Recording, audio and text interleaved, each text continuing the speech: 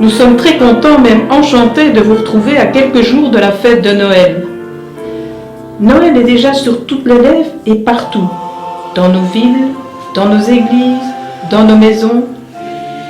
La fête sera vécue bien différemment des autres années. Les illuminations et les sapins annoncent déjà des réjouissances.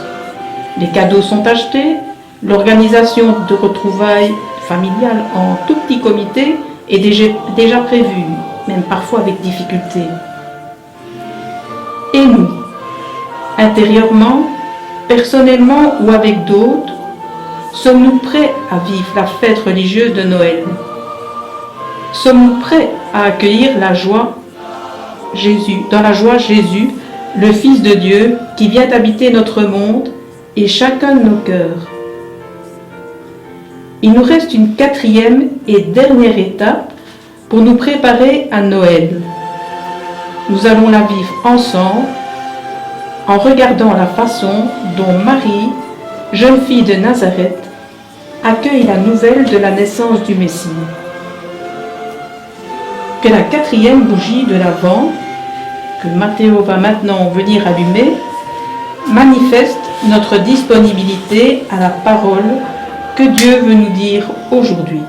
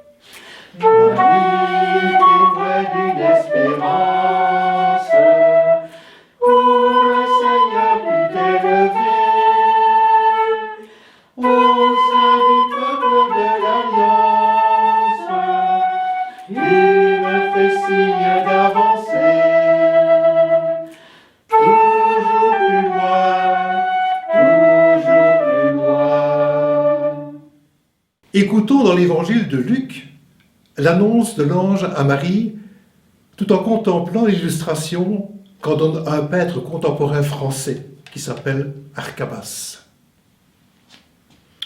En ce temps-là, l'ange Gabriel fut envoyé par Dieu dans une ville de Galilée appelée Nazareth, à une jeune fille vierge, accordée en mariage à un homme de la maison de David appelé Joseph. Et le nom de la jeune fille était Marie. L'ange entra chez elle et dit « Je te salue, comblée de grâce, le Seigneur est avec toi. » À cette parole, elle fut toute bouleversée et elle se demandait ce que pouvait signifier cette salutation. L'ange lui dit alors « Sois sans crainte, Marie, car tu as trouvé grâce auprès de Dieu. Voici que tu vas concevoir et enfanter un fils.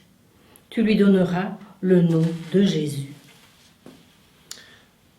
Marie, on vient de l'entendre, est une jeune fille de Palestine.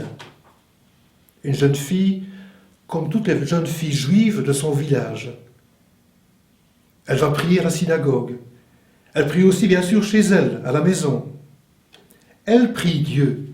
Elle le prie dans l'attente du Messie annoncé par les textes de l'Ancien Testament. Et elle espère, évidemment, sa venue prochaine. Et voilà que l'ange lui dit, « Marie, tu as trouvé grâce auprès de Dieu. Il t'a choisi. Tu vas concevoir un enfant. Oui, Dieu a besoin de toi. Il compte sur toi pour mettre au monde son Messie, son envoyé, Jésus, le Sauveur du monde. » Premier choc pour Marie. Premier bouleversement. Elle est bouleversée et dans sa prière et dans sa foi. Mère de Christ, notre mère, tu bénis Dieu, printemps de vie. En toi l'Esprit fait des merveilles, avec amour il te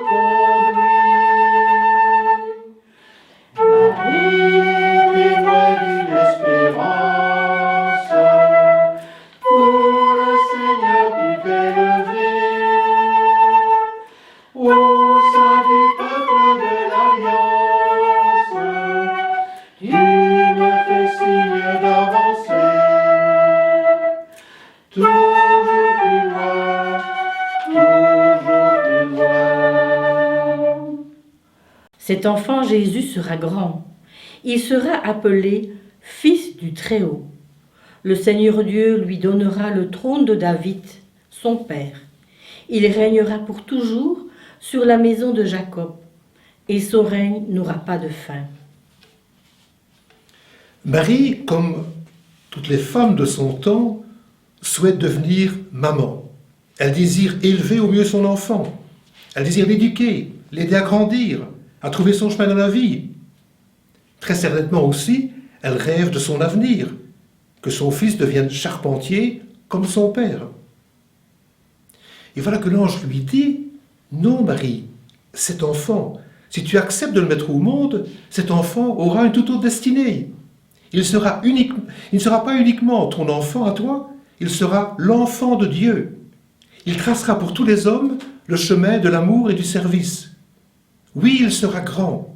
Il occupera un trône, pas celui des puissants de la terre, mais le trône du don de soi, le trône de l'amour partagé. » Deuxième choc pour Marie, deuxième bouleversement dans sa tête. Son enfant ne lui appartient pas. Quand t'appelle et te visite, ton cœur frémit à sa venue. C'est à l'audace qu'il t'invite, tu vas sans peur vers l'inconnu. Marie, témoin d'une espérance, pour le Seigneur qui t'est levé. Au sein du peuple de l'Alliance, tu me fais signe d'avancer. Toujours plus loin. Marie dit à l'ange, « Comment cela va-t-il se faire, puisque je ne connais pas d'homme ?» L'ange lui répondit, « L'Esprit Saint viendra sur toi, et la puissance du Très-Haut te prendra sous son ombre. C'est pourquoi celui qui va naître sera saint. Il sera appelé Fils de Dieu. » Comme toutes les jeunes filles de son époque, Marie aspire à fonder une famille, à se marier avec Joseph et avoir des enfants de lui. Or voilà, une fois de plus, l'ange qui lui dit « L'enfant que tu porteras, Marie, viendra de l'Esprit Saint, de l'Esprit de Dieu. Il sera conçu d'une manière toute divine. Cet enfant que tu porteras, il te sera donné. » Troisième choc donc pour Marie. Troisième bouleversement, cette fois-ci, dans ses projets de vie concernant son enfant. La parole, Jésus grandit dans ta maison. Lumière et vie pour tous les hommes, il vient ouvrir ses horizons. Marie, témoin d'une espérance, pour le Seigneur qui t'est levé. Au sein du peuple de l'Alliance, tu me fais signe d'avancer. Toujours plus loin, toujours plus loin. Or, voici que, dans sa vieillesse, Élisabeth, ta parente, a conçu elle aussi un fils et en est à son 6e mois, alors qu'on l'appelait la femme stérile. Car rien n'est impossible à Dieu. Marie dit alors, « Voici la servante du Seigneur, que tout m'advienne selon ta parole. » Alors l'ange la quitta. Voici la servante du Seigneur. C'est le oui de Marie, son oui à Dieu, son oui exprimé dans la confiance. Elle accueille tous ces bouleversements dans la paix et la confiance. Elle ne comprend pas tout, elle se pose des questions, mais avant tout, elle s'ouvre au projet de Dieu sur elle. Elle est totalement disponible à Dieu, disponible pour Dieu. Elle sait qu'il fera des merveilles et dans son corps et dans son cœur. et elle pressent déjà que la confiance qu'elle met en Dieu débouchera sur la vie, que sa confiance mise en Dieu lui procurera la vie à elle, comme quoi la confiance engendre la vie. Bientôt nous fêterons Noël. En ce 4e dimanche de l'Avent, gardons notre boussole pour aller ensemble jusqu'au bout du chemin. Le soleil, on le sait, se couche à l'ouest. Mais après le solstice d'hiver, le jour gagnera du terrain sur la nuit. Dans notre monde parfois sombre, le oui de Marie apporte la lumière et confiance. Sommes-nous disposés durant cette semaine à accueillir cette confiance qui procure la vie ?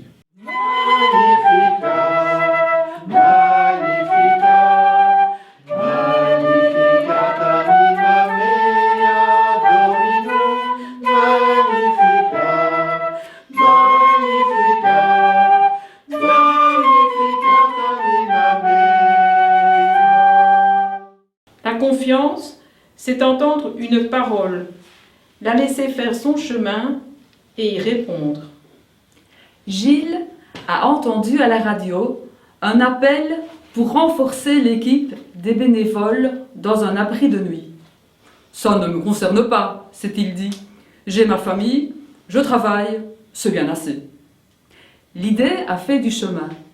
Il a compris qu'il pouvait se laisser concerner et il a répondu à l'appel.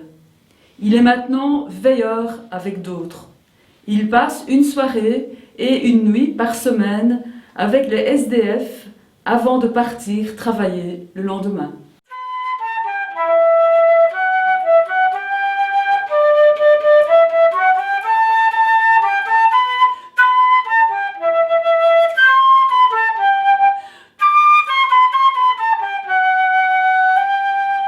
La confiance, c'est oser aller vers l'autre. Brigitte est mère et grand-mère. Elle habite un petit village tranquille. En observant les allées et venues aux alentours, elle a pris conscience de la situation catastrophique de jeunes migrants qui campaient près de chez elle. Elle s'est laissée interpeller. Ses idées ont voyagé entre la peur, l'indignation et le questionnement. Par le biais d'une association, elle a fait le pas de rencontrer ces jeunes, d'apprendre à les connaître et à aller au-delà de ses préjugés. Avec son mari, elle héberge maintenant des jeunes migrants. Cette confiance en l'autre a donné plus de sens à sa vie. Elle est plus vivante que jamais.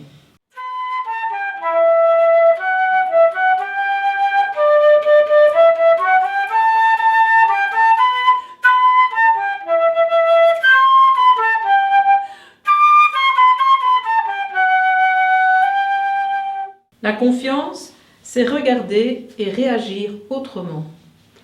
Dans le monde du travail, l'individualisme règne en maître, entend-on souvent, et la crise renforce le chacun pour soi. Christophe travaille dans une entreprise de dépannage de voitures, plus ou moins 30 personnes. Depuis la crise du Covid, il est étonné par la réaction des collègues et du patron. On a l'impression de former une famille, avec parfois des tensions, mais beaucoup de solidarité et d'attention aux autres. Le travail est réparti équitablement. Chacun a le même temps de travail et le même temps de chômage. Je perçois mes collègues autrement, me dit Christophe.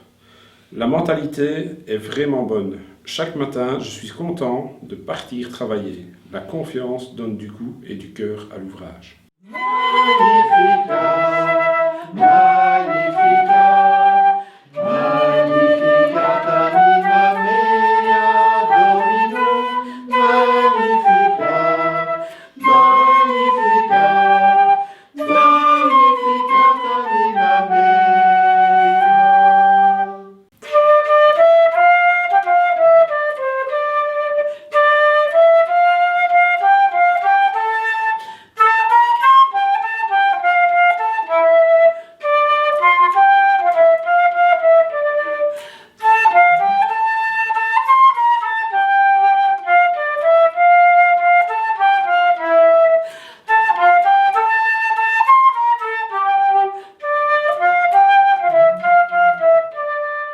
Tu as dit oui, Marie.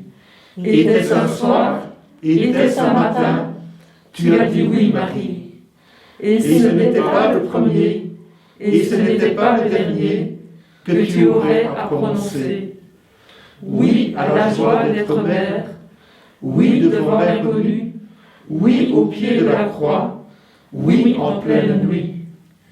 Apprends-nous, Marie, le secret de ton oui, et donne-nous d'enfanter la vie où Dieu sourit. Salut, Marie, comblée de grâce, le Seigneur est avec vous. Vous êtes bénie entre toutes les femmes, et Jésus, votre enfant, est béni. Sainte Marie, Mère de Dieu, priez pour nous, pauvres pécheurs, maintenant et à l'heure de la mort. Amen, Amen, Alléluia.